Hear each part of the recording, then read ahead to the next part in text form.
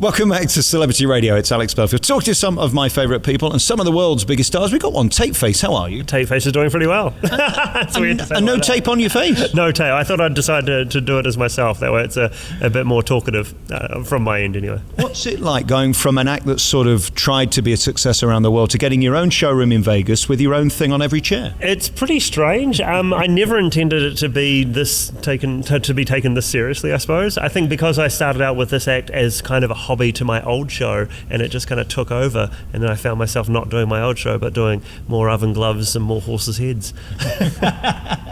What I love about you, I mean, you're such a genuine act. You seem to love it, and it seems to be from the heart. Some people do an act that isn't necessarily them, and they struggle to succeed. No, this is very much. I kind of envision the character of Tapeface as myself at the age of 9. So it's a healthy way of sorts of me keeping young. And also, when I'm writing new material, it is just fun. It's just playing and being silly and listening to lots of good music and just trying to find the immature, silly jokes hiding amongst everyday objects.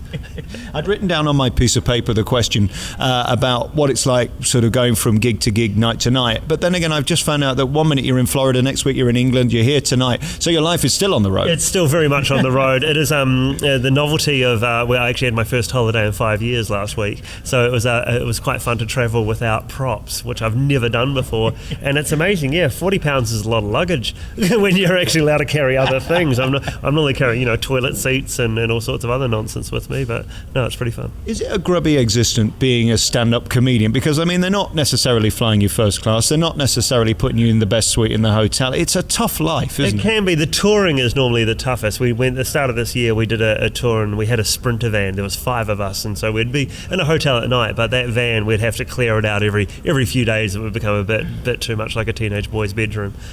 Yeah, I think you need one of those little trees to sort of take you around. We had a few of those, don't worry. Tell us about the show for those who haven't seen it. I mean, most people will have seen you probably on the telly more than live. Yeah, if anything more on YouTube. That's where I think most viral videos and that sort of thing pop up that way. But the show, I consider it's stand-up comedy without talking. I use everyday objects and people in funny different ways with a lot of 80s and 90s music. And the interesting thing about not talking is you've got to work twice as hard. Well, there is a bit of that. Sometimes I work twice as hard, but other times I do nothing at all because it's my job is to not tell the audience what's going on. And that's the funny thing, is that I know exactly what's supposed to happen, but I'm the only one who can't talk. Have you got your head around Vegas yet? Because it's a very strange place, isn't it? I mean, here you are opposite Celine Dion and Elton John and Rod Stewart, and then here you are in your own showroom doing your thing. Next door is David Copperfield, the other side is Frederick De Silva. It's a bizarre world. It's an extremely bizarre world. I got stuck here for a week last year when British Airways, their website went down, and so I couldn't fly home. So what happened was I just got to hang out and watch everything. And when you look at Las Vegas as Grand Theft Auto, it makes perfect sense. There's little missions, there's little gangs, there's little clubs. It's the logic there. Is it a beautiful community to be part of? I mean, one of the great things about you, I hear lovely things. I mean, if you're a bit of an asshole, they're going to find out quick. Yeah, I think the community's small enough to be supportive, but also small enough to know that you shouldn't be a dick. And what about the buffet? So you're avoiding those? You seem to be pretty slim. I'm working on it. I was actually at the gym today. If anything, I used to do an old show where I used to push my body through a tennis racket, and I'm thinking about pulling out that racket just to see how far off I am, and I might start write a book, The Tennis Racket Diet. And then we look at your past. I mean, coming from where you did Down Under, I mean, you were born really to be an Edinburgh Fringe act, weren't you? And to be in London, because we so embrace what you do, and it's not surprising that you've spent so long in England. Yeah, I actually, back in New Zealand and Australia, I gave up stand-up comedy to go back to being a street performer, and when I made that decision, that was the thing to go to Covent Garden. So I ended up being in Covent Garden for 2 years and just banging out street shows, and it made me absolutely a much better performer. If anything, I recommend any comedian and act, even Vegas act, go street perform for 3 months and then talk to me. It takes a lot of time and effort. I wonder how you deal with that constant people looking at you thinking you're a moron and walking off.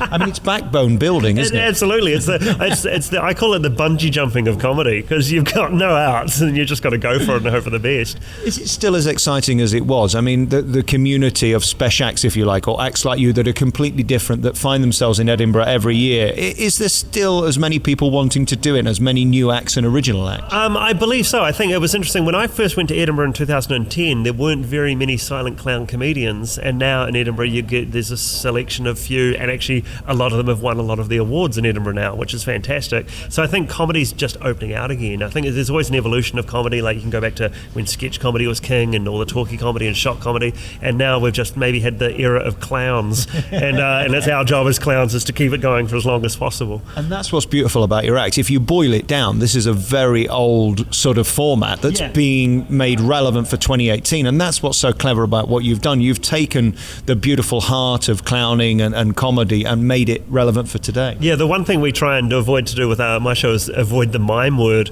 because there's such a stigma with the word mime that you're forever trapped in a box and walking against the wind. So if anything, I'm probably the loudest mime in Vegas. How much effort does it take? I mean, I look at what you do on stage, and it's so physical and it's so demanding. Is it sort of second nature now, or are you still in the moment every second of it? Sometimes it can be a bit second nature. Other times, I've had a couple of really good clown teachers give me weird advice to keep me on my toes and make me rethink it. And then for me, the other one that I always go back to is that the audience that night have paid to see a show that they've been told about or heard about, so I have to do them the right justice of giving them the show that they're living up to. And you made that choice to go on a talent show, which is interesting, because I know every decent actor I've ever met have been begged to go on it. Some say yes, some say no. It worked out for you. I think it's only a risk if you're a bit crap. Yeah, I think you've got to have absolutely. Sometimes that's exactly what they're looking for as well. I think for me, I was pretty lucky where I went into that show with my eyes wide open about what I wanted to get out of it, and knew that I was able to provide good TV. And having that back catalogue of material to pull on was just, it saved my bacon quite a few times. And you mentioned earlier how interesting the business has changed. I mean, no amount of seats in this room will even equal what you'll get on YouTube today. Oh, yeah. It almost makes this pointless now, doesn't it? It's very interesting how the whole thing shifted, and that sort of on-demand click outweighs anything live. Yeah, it does, but at the same time, that online click then triggers over to the other side of that live performance. So you got back in the day of performers like Bo Burnham, like he was just in his bedroom with a piano, the teenage boy kind of thing, and now he's, a superstar around the world. And there's also now there's YouTube stars selling out arenas in all over the countries now. They're playing Warcraft, and people, thousands of tickets are buying. These kids just watching another guy talking about the game he's playing. But that's kind of the culture we're in. Slightly depressing, isn't it? That with no talent and no ability to speak, you can sell out an arena. You can, but have you played Warcraft? It's Minecraft, isn't it? I've got no idea. What's it like for you going back to Edinburgh? I mean, having your own Vegas show almost makes that redundant in a way, but there's still something special about turning up there. The Edinburgh Fringe, there's always going to have a place for me, I think, because I went there as a street performer, and then I slowly rose through the ranks and started doing the bigger venues. And also with the Fringe, I make sure that I'm taking two shows back this year. So one is my main show, which is a whole new hour of new material, but we're actually, for the first time, I'm taking my own Fringe show. So it's a really weird, and it's an online social media event show, because I'm going to ride that as well. I'm going to get in, that's what people want to see. So I've tried to work out how I can write my own fringy style to my own mainstream event. Give them what they want. And then we look at your past. I mean, you didn't always do this type of comedy. You were mainstream for a while. How do you know it's worth progressing with something like this, like Tapeface, and that it's not just a crap idea that's going to be mocked and lost in the history of time? I've been plagiarised left, right and centre, so I know it's good. There are some random acts who I get sent videos of performers in India and Brazil of people doing the man with tape on his face and tape head and mime face and all sorts of stuff. So if people are willing to copy it, then I must be doing something right. How did you come up with it? I mean, was it one of those sort of genius moments where it just came in your head, or was it a mixture of things you'd seen? It was a bit of a combination. I won a comedy award in New Zealand in 2005. I won the biggest comedy award you could win, and everyone expected me to keep doing these shows where I talked more. So I worked on a silent character. I went to the comedy club and I lasted about 20-30 seconds before ruining it, and came back the next night because I'd spoken to the audience and ruined it. And a comedian backstage said to me, the only way I could do a silent act is if I gaffer tape my mouth shut. And that was it. It was just a flippant comment from him, and we found some gaffer tape, put it on, and we just thought it looked really funny, and it helped me a treat to shut up. Yeah, well, if anything, it was born out of necessity rather than an idea. I hope this guy has free tickets forever to come in. I never mention his name. I never say his name. Funny that, isn't it? And do you love it? I mean, when you walk through the casino, I mean, it's blatantly obvious who stars are when they walk because you look different, and that's so important. Do you enjoy embodying the character? I don't. Well, again, there's so much of myself in the character. There's a weird kind of crossover, and Vegas is it's an advertising town. So for me to be going out and about and grabbing a drink after the show, I'm a walking billboard. Yeah, and you've got to be now, haven't you? Because it is a game of marketing. This is a town that will kick you out in a heartbeat if you don't do it. Absolutely, yeah, you've got to play the game to a degree. But at the same time, I can still go home, take off the makeup, wash my hair, and play a PlayStation. Well, and this is what's beautiful as well, that you get to come and go. I noticed that I was really lucky this time to get you for a month when you're here, but then again, you'll be off for the summer for Edinburgh, and you come and go, and that must be brilliant to pick and choose because it still makes you want to come back. Absolutely, it keeps Vegas fresh. I think that's the other thing, is you don't want to be in Vegas for too long a stretch of time, because you have to realise that, yes, they call Vegas the entertainment capital of the world, but there is a world out there that still needs entertaining. And especially in Britain, we still love comedy so much, and I think it's still bigger in England than anywhere else in the world. The arenas we sell out. Yeah, and also I think it's a different...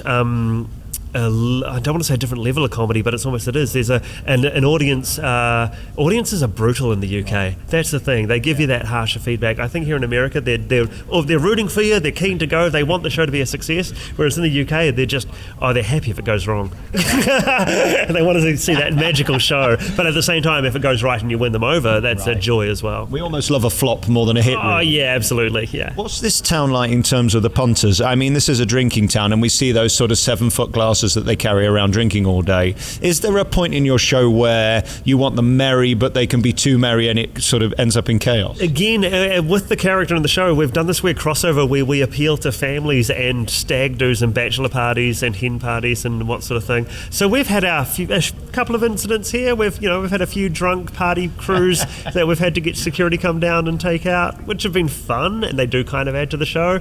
But at the same time, no, I like them all. They're all pretty good, and I've got enough gaffer tape I can hold my own. And I love that you're so clever as well. You don't need to go crude. It would be easy with an act like this to go there, wouldn't it? Yeah, but for me, it's easier just to make them so that they, I give them enough rope they can hang themselves. Beautiful.